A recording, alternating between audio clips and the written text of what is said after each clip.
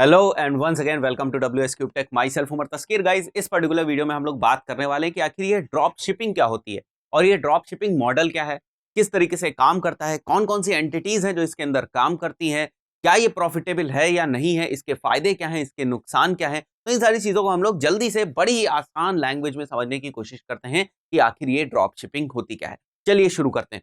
तो गाइज, सबसे पहले मैं बता दूं कि इस मॉडल के अंदर जो तीन चीजें मेन होती है वो कौन कौन सी होती है। पहली, आप, यू। और यहां पर मैं जब आप को रेफर कर रहा हूं, इसका मतलब मैं यहां पर बात कर रहा हूं आपके ऑनलाइन स्टोर की, आपके एक ऑनलाइन दुकान की। वो एक वेबसाइट हो सकती है। आप बहुत सिंपल लैंग्वेज में इसको समझने की कोशिश करें। आपकी एक वेबसाइट है जो आपकी एक ऑनलाइन स्टोर है, आपकी एक ऑनलाइन दुकान है। जब मैं यू कह रहा हूं तो यहां पर मैं बात कर रहा हूं आपके ऑनलाइन स्टोर की। एक तो एंटिटी हो गई ये आपका ऑनलाइन स्टोर।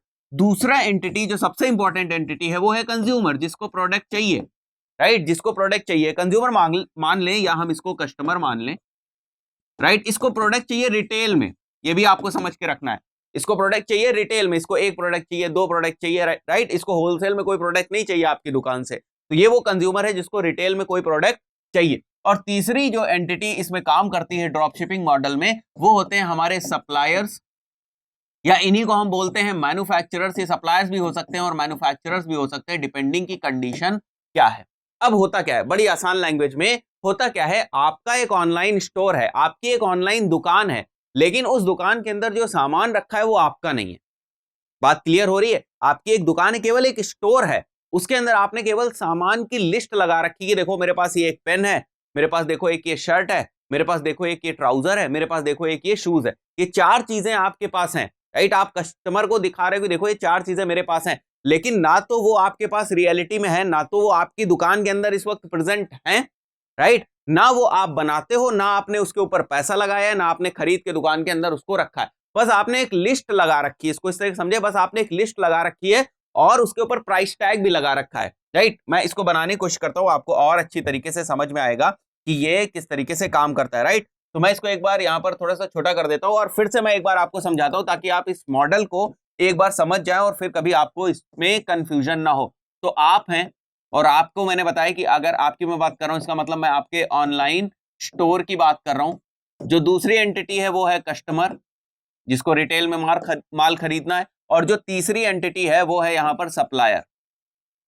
तो आपने क्या किया, आपने अच्छे अच्छे प्रोडक्ट्स ढूंढे कि अच्छा मेरी ये शॉप है, मेरी शॉप के ऊपर क्या है, मेरी शॉप के ऊपर आपको शूज भी मिल जाएंगे, मेरी शॉप के ऊपर आपको टी शर्ट भी मिल जाएगा। जूता लोगे भाई तो ये पड़ेगा आपको 1200 रुपए का, और अगर टी शर्ट लोगे तो ये मिलेगी आपको 900 रुपए की। ये आप रिटेल में बेच रहे हो, बट ना तो आपने इनको खरीदा है, ना तो आपने किसी भी तरीके का इसमें पैसा इन्वेस्ट किया। बस दुकान में आपने पैसा इन्वेस्ट किया है, राइट। ऑनलाइन स्टोर बनाने में आपने पैसा इन्वेस्ट किया है, बाकी इन दोनों ही चीजों में आपने कोई भी पैसा इन्वेस्ट नहीं किया।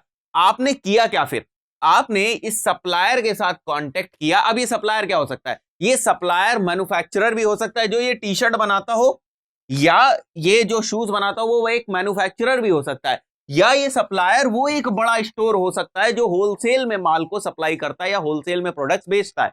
तो आपने इसके साथ टाई अप किया, आपने इससे कांटेक्ट किया, टाई अप नहीं बेसिकली हम कहेंगे, आपने इससे कांटेक्ट किया और इससे कहा कि भाई मेरे को ये, इसके पास बहुत सारे प्रोडक्ट्स हैं, इसके पास बहुत सारे प्रोडक्ट्स हैं, मैं क्या करता हूं, इसके एक प्रोडक्ट को या दो प्रोडक्ट को, मैंने इसके दो प्रोडक्ट उठाए और उनको अपने ऑनलाइन स्टोर के ऊपर लिस्ट कर दिया।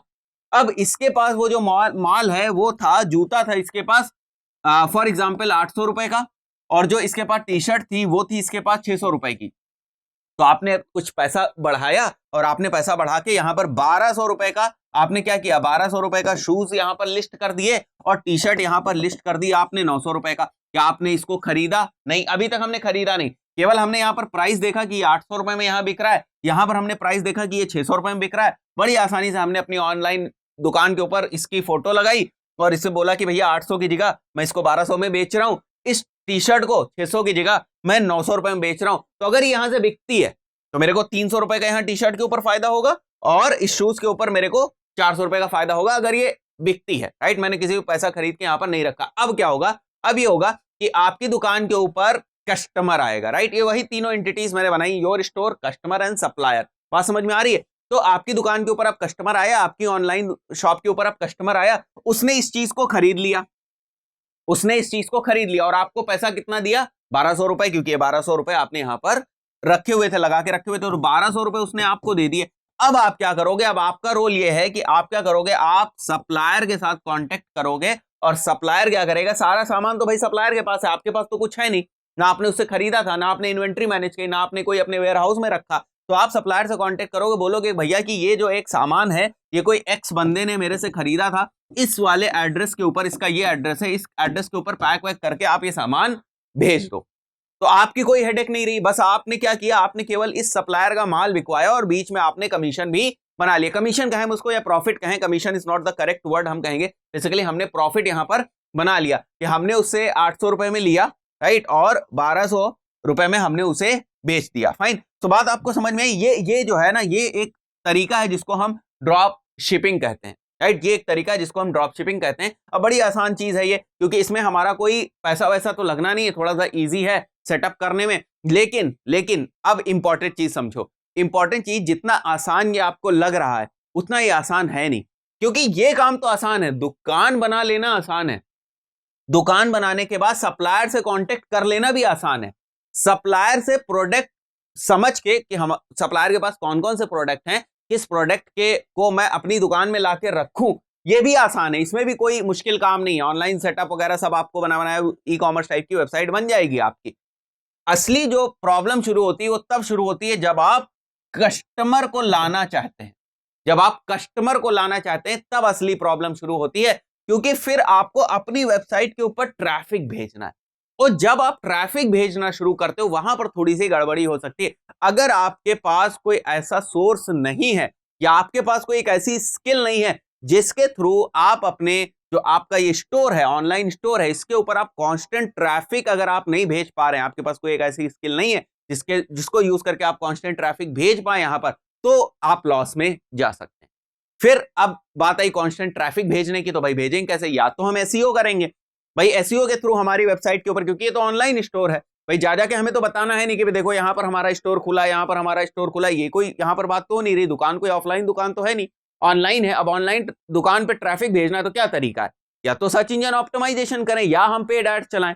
अब अगर आपको फेसबुक एड्स या जो पेड एड्स हैं वो भी कायदे से चलाने नहीं आते, अगर आप उसमें स्किल्ड नहीं हो, तो आप क्या करोगे, पेड एड्स की टारगेटिंग आप गलत कर दोगे, टारगेटिंग गलत कर दोगे तो वहां आप पैसा खर्च कर दोगे, और वहां पैसा खर्च कर दोगे तो कुछ पैसा आपका अब इन्वेस्ट भी हो रहा है, कुछ पैसा आपका खर्च भी हो रहा है, तो कुछ पैसा आपका खर्च हो रहा है, साथ ही साथ आप कुछ यहां से अगर आपने माल बेच दिया तो कुछ प्रॉफिट भी बना लोगे। तो अगर वो जो पैसा खर्च किया आपने वो कम है और यहाँ प्रॉफिट ज्यादा है, तब तो ठीक है, आप ओवरऑल मतलब यहाँ पर जो आपका एक एग्जांपल लेते हैं, इस वाले केस में 400 रुपए का प्रॉफिट बनाया आपने, और पैसा जो था वो आपका एड में कम लगा, यहां से 400 रुपए का प्रॉफिट आपने बनाया और जो पैसा था वो आपका एड में कम लगा, तब तो ठीक है, चलो अच्छी बात है। बट अगर आपको एड चलाने नहीं आते या ट्रैफिक भेजना नहीं आता, दुकान खोल के करेंगे क्या हम लोग, राइट, क्योंकि इस दुकान का भी हो सकता है किराया हो कुछ, इस दुकान को भी मेंटेन करने का कुछ खर्चा हो, हाँ भले इन सारी चीजों को मेंटेन करने का खर्चा नहीं है हमारे पास, ये जो प्रोडक्ट्स हैं हमारे, ये जो सप्लायर वाला है मैन्युफैक्चर, इसको नहीं है, लेकिन इसको तो मेंटेन करने का खर्चा है भाई, इसका भी तो किराया हमें देना पड़ेगा इस दुकान का, तो वो कैसे निकलेगा, तो प्रोडक्ट तो बेचना ही है,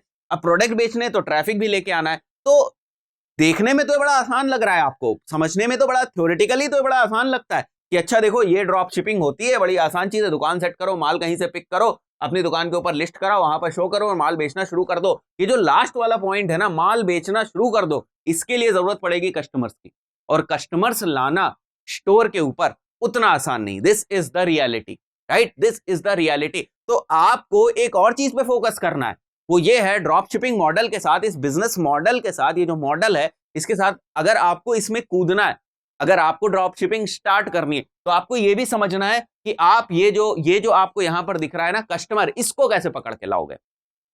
पॉइंट क्लियर। अब थोड़े से फायदे और नुकसान की भी बात कर लेते हैं, ये तो आपको समझ में आ गया कि ड्रॉप शिपिंग मॉडल होता क्या है।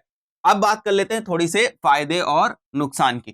तो हाँ ठीक है, बेनिफिट्स भी हैं और साथ ही साथ डिसएडवांटेज भी हैं। डिसएडवांटेज एक तो मैंने आपको सबसे पहले बता दिया, राइट, वो मैंने यहाँ पर लिस्ट भी नहीं किया है क्योंकि वो आपको समझना जरूरी है, राइट, क्योंकि आप फैसिनेट हो जाते हो इस बिजनेस मॉडल से, बड़े फैसिनेट हो जाते हो और आप बड़ा सा स्टोर सेट कर लेते हो, इन्वेस्ट कर देते हो उसमें, और ट्रैफिक आप नहीं ला पाते हो, और अगर ट्रैफिक आप ले भी आए तो रेलेवेंट ट्रैफिक नहीं ले पाते हो, वो खरीदते नहीं है फिर आपके स्टोर से।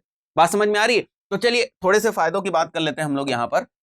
जो बेनिफिट्स हैं हमारे, पहली बात तो लेस कैपिटल है, हाँ बिल्कुल लेस कैपिटल। अगर आप अपना ई कॉमर्स स्टोर बनाने जाएं, यहाँ पर आपको सारी इन्वेंट्री सब खुद ही मैनेज करना होगा। उसके कंपैरिजन में ये आपका जो शॉपिफाई वगैरह के थ्रू अगर आप ड्रॉप शिपिंग करेंगे तो थोड़ा सा सस्ता ही पड़ेगा।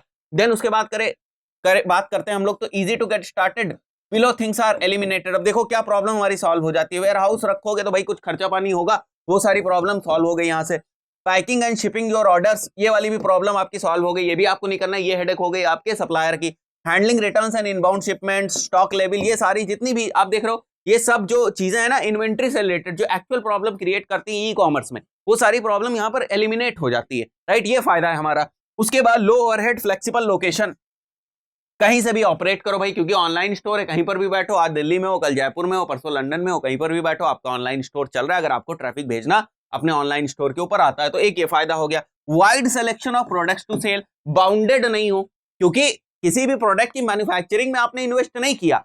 अगर आप, जैसे मैंने यहां पर बताया था आपको, इस बात को समझने की कोशिश करिए, मैंने बताया था कि जूता आप बेच रहे हो, तो यहां पर अगर आप शूज बेच रहे हो और शूज बेचने के लिए अगर आपने कोई मशीनरी मतलब बनाने के लिए मैन्युफैक्चरिंग में अगर आपने यूनिट्स वगैरह सेट करने के लिए पैसा लगा दिया तो फिर उससे बाहर निकलना मुश्किल होता है, राइट, क्योंकि आपने इन्वेस्ट कर दिया। अब खुद ही की मैन्युफैक्चरिंग है तो उसमें भी पैसा आपका लगा हुआ है, राइट, वहां पर भी आपकी कैपिटल जो है वो ब्लॉक है। तो इन दैट केस उस प्रोडक्ट को छोड़ना इतना आसान नहीं है कि मेरे को यार बेचना तो है ही है भाई, इस जूते को तो मेरे को बेचना है क्योंकि मैंने पैसा इसमें लगा दिया है, इसकी मशीनरी वगैरह में या इसका जो मैन्युफैक्चरिंग में जो भी इक्विपमेंट्स वगैरह लगते हैं उसमें मैंने पैसा लगा दिया है, ठीक है।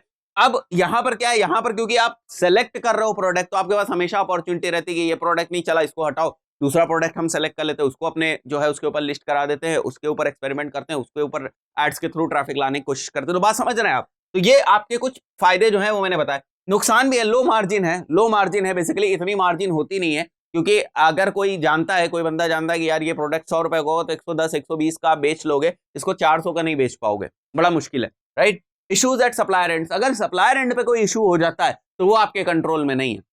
देन नो ब्रांडिंग, अब जैसे सारी ब्रांडिंग कस्टमाइजेशन वो तो सारा सप्लायर का है भाई, आपका तो प्रोडक्ट है नहीं जो आप अपनी उसके ऊपर ब्रांडिंग कर सके। बट ये पॉइंट्स इतने ज्यादा इंपॉर्टेंट हैं भी नहीं, अगर आप इनको देखो तो इतने ज्यादा इंपॉर्टेंट हैं भी नहीं, और सप्लायर एंड्स पे जो है इश्यूज उतने ज्यादा आते नहीं। अगर कोई बड़ी चीज आप बड़े मतलब बड़े सप्लायर से आप टच में, बड़े मैन्युफैक्चरर से आप टच में हैं, तो ये चीजें, ये प्रॉब्लम्स होती भी नहीं, राइट। प्रॉब्लम बस एक है, प्रॉब्लम बस एक है, और इस मॉडल, ये मॉडल आपको फायदा दे सकता है, नुकसान करा सकता है। उसमें एक चीज बहुत इंपॉर्टेंट है, वो है कि जो आपके प्रोस्पेक्ट है ना, ट्रैफिक, वो रिलेवेंट आपको अपने ऑनलाइन स्टोर के ऊपर लाना है। तो गाइज आई बिलीव बहुत ही सिंपल लैंग्वेज में आपको समझ में आ गया होगा ड्रॉप शिपिंग होती क्या है और ये किस तरीके से काम करती है, फायदे नुकसान इसके क्या है। तो गाइज इस पर्टिकुलर वीडियो में इतना ही, मिलते हैं नेक्स्ट वीडियो में, टिल देन गुड बाय।